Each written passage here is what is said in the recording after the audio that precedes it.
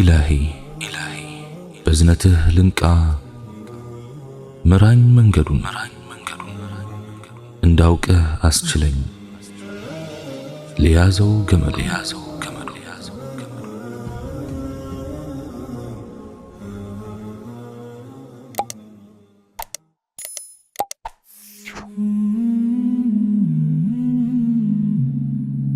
السلام عليكم ورحمة الله سبحانه وتعالى ሁሌም ስለሱ መልካም ነገር እንድናስብ ይፈልጋል። ተፋኡል ወይም ሑስኑ ظን ልንለው እንችላለን። እይታን ማደፍረስ፣ መጥፎ ማሰብና ማሟረት ነገሮችን ያወሳስባል። ኸይር የለውም ወዳጄ። እኛ ሙስሊሞች በአላህ ጉዳይ ላይ የጠራ አቋም ነው ያለን። ብዥታ የለብንም። ሁሌም ከፈጠረን ጌታ መልካምን ነገር እንጠብቃለን። አላህ መልካም ነው። መልካም ነገር ሁሉ ከሱ ነው። መልካም ነገሮችን እንጂ ከሱ አንጠብቅም፣ አንመኝም። ከጠበቁት ቦታ የሚታጣው ሰው ነው። ጠብቁኝ ብሎ የማይቀረው አላህ ብቻ ነው። ለዘመናት በዚህ መልኩ ኖሬያለሁ። ብዙ ነገርም አተረፍኩ። አሁንም በእጄ ካለው ነገር ይልቅ እርሱ ዘንድ ባለው ነገር እተማመናለሁ። ሕይወታችን ካሰብነው ሐዲድ እየሳተ ያለ ቢመስለንም ነገሮች ወደ አሉታዊነት አዘም ብለው ቢታዩንም ሁሌም መልካም ነገርን እናስባለን። በጎውን አሻግረን እናያለን። ኢንሻአላህ ሁኔታዎች ይለወጣሉ። ነገሮች ሳይታሰብ ይቀየራሉ። ከኛ የሚጠበቀው መሮጥ ነው። ማርሽ ቀያሪውና ትንፋሽ ጨማሪው አላህ ነው። ዙሪያህ በመከራ ቢከበብም፣ ተጨባጭህ በእሾህ ቢታጠርም፣ መንገድህ የጨለመ ቢመስልም ጥሩ ነገርን አስብ። መልካም ነገርን እንጂ ወደ ህሊናህ አታምጣ። አንዳንዴ ጥሩ ማሰብ ብቻውን ነገሮችን ጥሩ ያደርጋቸዋል። ጥሩም ማሰብ ነፃ ያወጣናል። መልካም ተስፋ እናድርግ። የተስፋን ገመድ ባትደርስበትም ተንጠልጠልበት። መልካም እያሰቡ መሞት ይሻላል። መልካም ማሰብ ነገሮች ጥሩ ይሆናሉ ብሎ ተስፋ ማድረግ ጤናን ይጠብቃል። በሕይወት ለመኖር ያግዛል። ወደፊት ለመወርወርና ጠንካራ ሆኖ ለመኖርም ነዳጅ ይሆናል። የሥራዎች ሁሉ መሠረቱ ንያ ነው። ስለሆነም ሥራዎችን ከመጀመርህ በፊት መልካም ነገር ንይት። በሁሉም ሥራዎች ውስጥ ሌሎችን መጥቀምንና ከክፋት መታቀብን አስብ።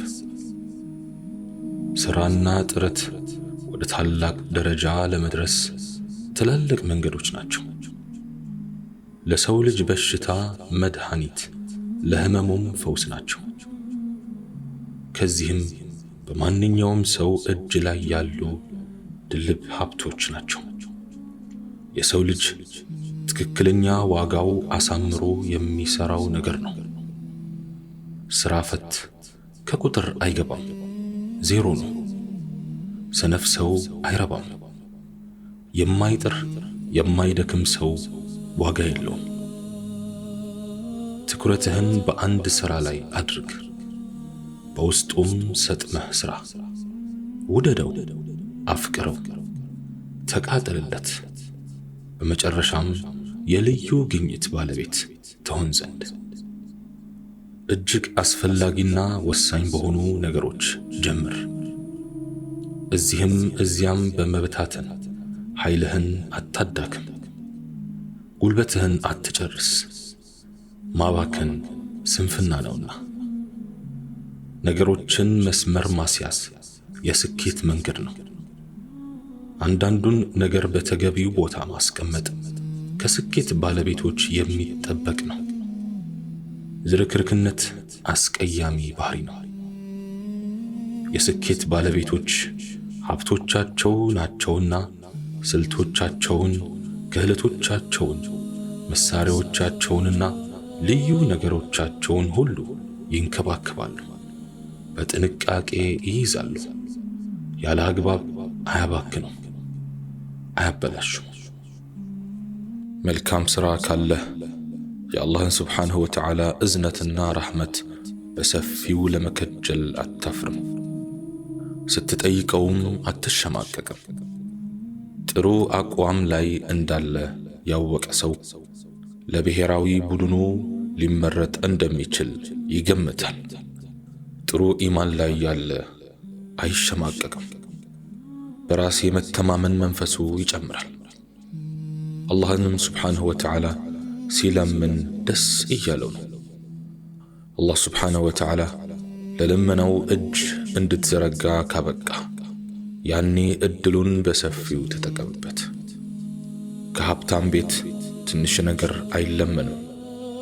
አላህ ስብሓንሁ ወተዓላ ሞልቶታልና ከለመንክ ውዱን ነገር ከጠየቃችሁ የጀነት ላዕላዩን ክፍል አልፊርደውስን ጠይቁ ይላሉ ነቢያችን ዓለይሂ ሰላቱ ወሰላም።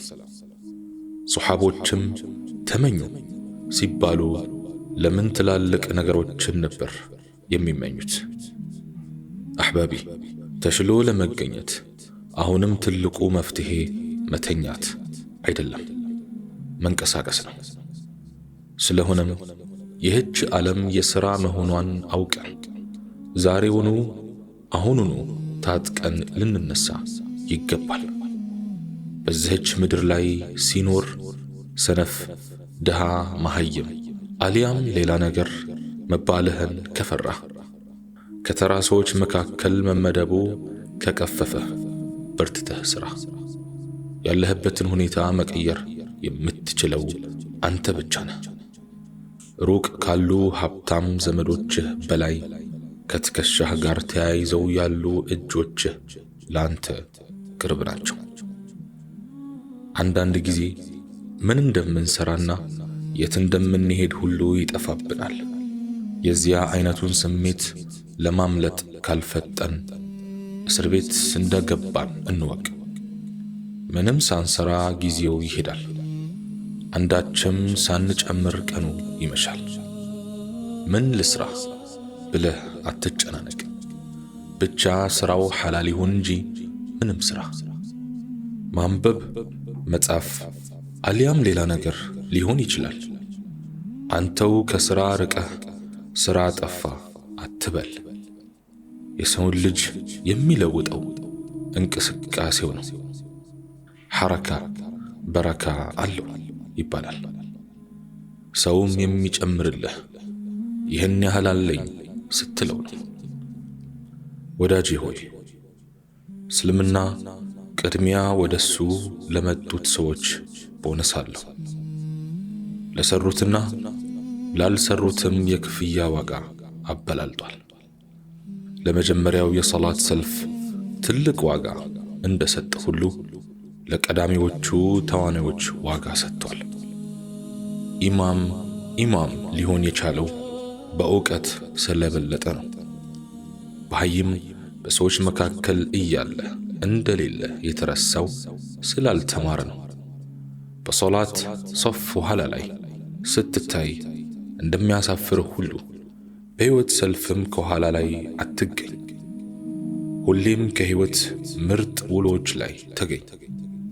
ከትላልቅ የዲንና የእውቀት አውድማዎች አትቅር። ከመሃል መገኘትም አንድ ነገር ነው። ብቻ ከኋላ አትሆን። ወዳጅ፣ ግብ የሌላቸው የምንላቸው ዓላማዊ ሰዎች እንኳን ምትክ የሌላትን ነፍሳቸውን እጅግ ለሚገርም አደጋ ሲያጋልጡ እያየን ነው። ገደላ ገደል ይወጣሉ፣ ከሰማይ ይወረወራሉ። እኛስ ይህችን ነፍሳችንን ለመልካም ነገር ማዋል ያቃተን ለምን ይሆን? በዚህች ዓለም ላይ የማንችለው ነገር የለም ያሉ ሰዎች በርግጥም ተአምር ሲፈጥሩ እያየን ነው። እንችላለን ያሉት ጨረቃ ላይ ወጥተዋል። አያቅተንም ያሉት ጠፈር ላይ አርፈዋል። እኛ ግን ትንሹን ነገር እንኳን አንችልም ብለን ተቀምጠናል። እናም አልችልም አትበል፣ ተነስና ሞክር። እስከ መቼ የሌሎች አድናቂ ሆነህ ትኖራለህ? እስከ መቼስ ተከታይ እንደሆንክ ትዘልቃለህ? እስከ መቼስ የሰውን ኑሮ ትኖራለህ? በምድር ላይ ብዙ ዓመታትን ኖረህ አሻራህ ሳያርፍባት ማለፍህ ያሳፍራል። በመሬት ላይ ተገኝተህ ፋናህ ሳይታይ መሄድህ ያሳዝናል። ዓለም ላይ የብዙ ሰዎች ስም ተነስቷል። ያንተስ በምን ይነሳ? የበርካቶች ስብዕና ተወስቷል። ያንተስ በምን ይወሳ? ለብዙዎች የሕይወት ታሪካቸው በመጽሐፍም በፊልምም ተሰርቷል። ያንተስ ምን ተብሎ ይሰራ? አልችልም አትበል፣ እችላለሁ በልና ከራስህ ጋር ሙግት ግጠም። ጎበዝ ከሆንክ ወደ ጓዳ ተመልሰህ ልጆችህና ሚስትህ ላይ ከምትጮህ ዱንያ ፊት ሂድና ጮህባት። የምሬን ነው አንላቀቅም በላት። የቱን ያህል ብታንገላችኝም ላንቺ እጅ አልሰጥም ብለህ አንቧርቅባት። ሰውስ ከሆንኩና የምመኘውን እስካሳካ ድረስ በቁርጠኝነት እፋለምሻለሁ ብለህ ቁርጡን ንገራት። ሕይወት እንደ ወራጅ ወንዝ ናት። ሁሌም ያለማቋረጥ ትፈሳለች። ማንንም ቆማ አትጠብቅም። ማንም ደግሞ የሚያቆማት አይደለችም። ይህን ካስተዋልን መፍዘዝ እንደማያዋጣ እንወቅ። ሕልም አለኝ ያለው የጥቁሮች መብት ተሟጋቹ ማርቲን ሉተር ኪንግ ሕልሙን ለማሳካት 100 ዓመት እንኳን አልፈጀበትም። ነፃነትን ሕልሙና ዓላማው አድርጎ የተነሳው ማንዴላ ያለመውን ለማሳካት 50 እንኳን አልዘገየም። ትላልቅ ዓላማዎች ከትናንሽ ሐሳቦች ይወለዳሉ። እኛስ ጥሩ ነገርን ሁሉ ሕልማችን ብናደርግ ምን ችግር አለው? አይሳካላችሁም አርፋችሁ ተቀመጡ ያለን ማን ነው? አይደለም የዱንያ ላይ ስኬትን ጀነትንስ ሕልማችን ብናደርግ ምን ያስፈራናል?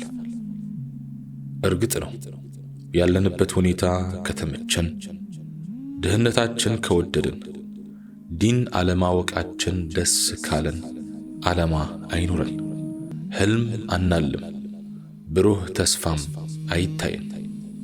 ካልሆነ ግን ሌሎች ባይሉም እንኳ አንተ እንዲህ በል፣ ሕልም አለኝ፣ ዓላማ አለኝ፣ ጥሩ ሙስሊም የመሆን ሕልም አለኝ፣ ደስተኛ ኑሮ የመኖር ሕልም አለኝ፣ ኢማንን በእጄ የማስገባት ሕልም አለኝ፣ እስልምናንና ሙስሊሙን እስከ ሕይወቴ ፍጻሜ የማገልገል ሕልም አለኝ፣ ሶሓቦችን የማግኘት ሕልም አለኝ፣ ታላቁንና ተወዳጁን ነቢይ ዓለይሂ ሰላቱ ወሰላም የማየት ሕልም አለኝ፣ ጀነት የመግባት ሕልም አለኝ፣ አምላኬን በማየት የጀነት ሁሉ የበላይ የሆነውን ጸጋ የማሳካት ሕልም አለኝ።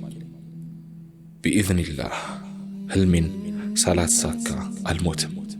ኢንሻአላህ ዓላማዬን ሳላሳካ ምድርን አልለቅም። አላህ ስብሓንሁ ወተዓላ በሰማነው የምንጠቀም ያርገን። سبحانك اللهم وبحمدك أشهد أن لا إله إلا أنت أستغفرك وأتوب إليك وآخر دعوانا أن الحمد لله رب العالمين والسلام عليكم ورحمة الله تعالى وبركاته.